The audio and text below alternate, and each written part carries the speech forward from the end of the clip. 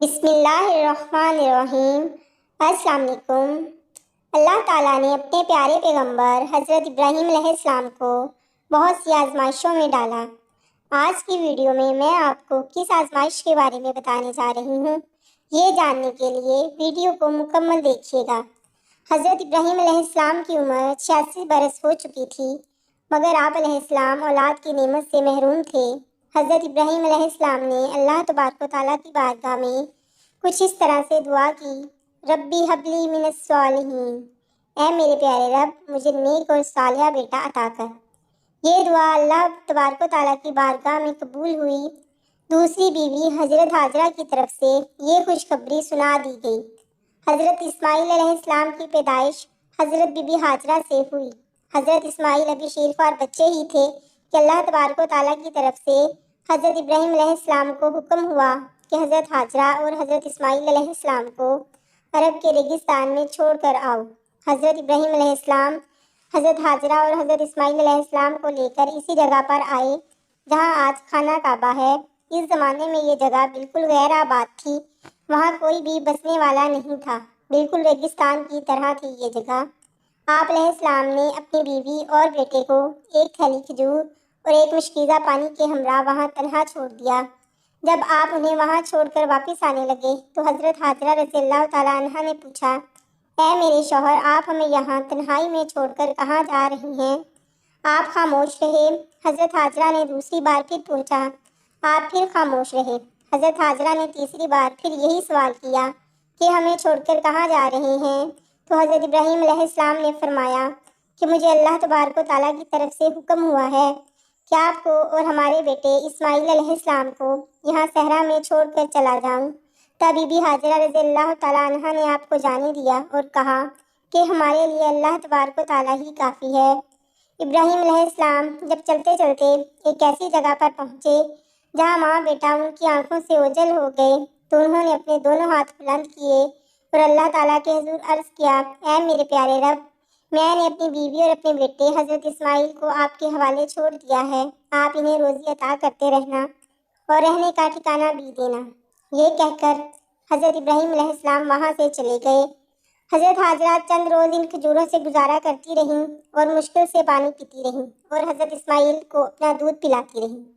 جب پانی اور کھجوریں ختم ہو گئیں تب حضرت حاجرہ پریشان ہو گئی۔ آپ بھوکی رہنے لگی، جس کی وجہ سے دودھ نہیں اترتا تھا، جس کی وجہ سے حضرت اسماعیل علیہ السلام نے بھوک اور پیاس سے رونا شروع کر دیا۔ جب ماں نے اپنے بچے کی پریشانی دیکھی تو حضرت حاجرہ نے پانی کی تلاش شروع کر دی۔ حضرت بی بی حاجرہ رضی اللہ تعالیٰ عنہا صفا پہاڑی پر چڑھیں کہ شاید انہیں کوئی اللہ کا بندہ نظر آ جائے یا کہیں سے انہیں کوئی پانی مل جائے، لیکن کچھ نظر نہ آیا۔ پھر وہ دوسری پہاڑی مروہ پر چڑھیں کہ کہیں پانی نظر آ جائے۔ اسی طرح حضرت حاجرہ رضی اللہ تعالیٰ عنہا نے صفا مروہ کے 7 چکر لگائے۔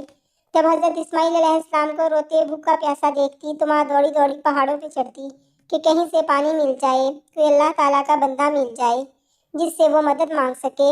آپ کا اپنے بیٹے کے لیے صفا و مروہ کے چکر لگانا اللہ تبارک و تعالیٰ کی بارگاہ میں اس طرح مقبول ہوا کہ آج بھی جو بیت اللہ کی زیارت کے لیے جاتا ہے اس پر یہ لازم ہو جاتا ہے کہ وہ ان پہاڑیوں پر چڑھے، اور لوگ آج بھی حضرت بی بی حاجرہ کی سنت کی پیروی کرتے ہیں۔ لوگ صفا اور مروہ پہاڑی کے 7 چکر لگاتے ہیں۔ ماں نے جب اپنے بچے کو روتے بھوکے اور پیاسے کو دیکھا، حضرت بی بی حاجرہ سے رہا نہ گیا، وہ پھر پہاڑوں پہ چڑھی، لیکن کہیں بھی پانی یا کوئی بھی انسان نظر نہیں آیا، تو اسی طرح خالی ہاتھ لوٹ آئیں۔ جب واپس آئیں تو کیا دیکھتی ہیں کہ حضرت اسماعیل علیہ السلام بھوکے پیاسے رو رہے ہیں اور زمین پر اپنی ایڑیاں رگڑ رہے ہیں، اور جہاں پر ایڑیاں رگڑ رہے ہیں وہاں پر ایک پانی کا چشمہ جاری ہو گیا ہے۔ سبحان اللہ! یہ چشمہ آج بھی بہہ رہا ہے، آپ اسے آب زمزم کے نام سے جانتے ہیں۔ حضرت حاجرہ رضی اللہ تعالیٰ عنہا یہ معجزہ دیکھ کر بے حد خوش ہوئیں اور اللہ تبارک و تعالیٰ کا شکر ادا کیا۔ حضرت بی بی حاجرہ نے حضرت اسماعیل علیہ السلام کو پانی پلایا، خود بھی پانی پیا۔ اس وقت اللہ تبارک و تعالیٰ کی طرف سے ایک فرشتہ نازل ہوا اور حضرت بی بی حاجرہ سے فرمایا: اے حاجرہ، آپ پریشان نہ ہوں، اللہ آپ کو اور آپ کے بچے کو ضائع نہیں ہونے دے گا، کیونکہ اللہ کے گھر کو جس کو خانہ کعبہ کے نام سے جانا جائے گا اس بچے نے اور اس کے باپ نے تعمیر کرنا ہے۔ اس کے بعد وہاں سے ایک قافلہ گزرا جس نے پانی پینا چاہا تو حضرت بی بی حاجرہ سے اجازت لی اور پانی پیا، اور وہاں پر کچھ لوگوں نے اپنے رہنے کا ٹھکانہ بھی بنا لیا، اور آہستہ آہستہ وہاں پر ایک آبادی آباد ہو گئی۔ حضرت اسماعیل علیہ السلام کا بچپن اسی جگہ پر گزرا۔ اللہ تبارک و تعالیٰ نے پانی کے ساتھ ساتھ وہاں پر کھجوروں کے درخت بھی اگا دیے، جن سے حضرت بی بی حاجرہ گزارا کرتی اور حضرت اسماعیل علیہ السلام کو بھی کھلاتی اور پانی پلاتی۔ اور اب یہاں آہستہ آہستہ پرندے بھی آنے لگے، پانی پیتے، کھجوریں کھاتے۔ وہاں سے جو بھی گزرتا کھجوروں اور پانی کو دیکھ کر وہاں پر آباد ہو جاتا۔ آہستہ آہستہ ایک بڑی آبادی بن گئی کہ کھانے کی اشیاء بھی ہیں اور پینے کی اشیاء بھی ہیں۔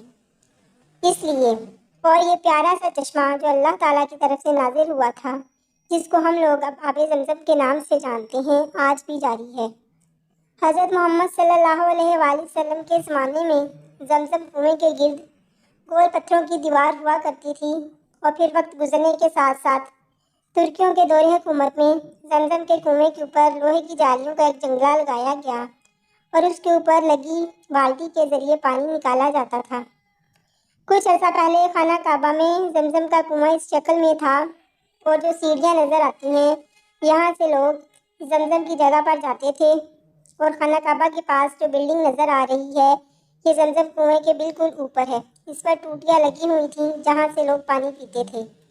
بعد میں طواف میں آسانی کے لیے بلڈنگ کو ختم کر کے صرف سیڑھیاں رہنے دیں، لیکن اس کے بعد اور آسانی کے لیے ان سیڑھیوں کو بھی ختم کر دیا گیا اور اس کی جگہ ٹائلز لگوا دی گئی، اور یہ گول سا نشان رہنے دیا جس کے اوپر بحر زمزم لکھا ہوا ہے۔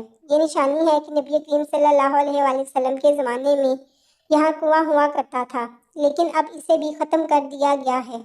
لیکن یاد رکھیں کہ خانہ کعبہ سے 21 کلومیٹر کے فاصلے پر آب زمزم ہے۔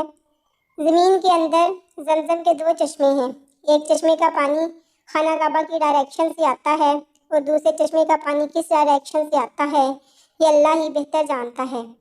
زمین کے اندر یہ آدھا کلومیٹر وہ حصہ ہے جہاں سے زمزم کا پانی نکلتا ہے۔ یہ دیکھیں، یہاں سے پانی نکلتا ہے اور قیامت تک نکلتا رہے گا۔ جب لوگ حج کے لیے جاتے ہیں تو خود بھی آب زمزم پیتے ہیں، اور اپنے وطن اپنے پیاروں کے لیے بھی لے کر آتے ہیں۔ لوگ اسے شفا کے طور پر پیتے ہیں اور اللہ تبارک و تعالیٰ کا شکر ادا کرتے ہیں۔ اگر آج کی ویڈیو اچھی لگی ہو تو ہمارے چینل کو سبسکرائب کر لیں اور بیل کے آئیکن کو بھی پریس کر دیں، اور کمنٹ باکس میں بھی اپنی قیمتی رائے کا اظہار ضرور کیجیے گا۔ شکریہ۔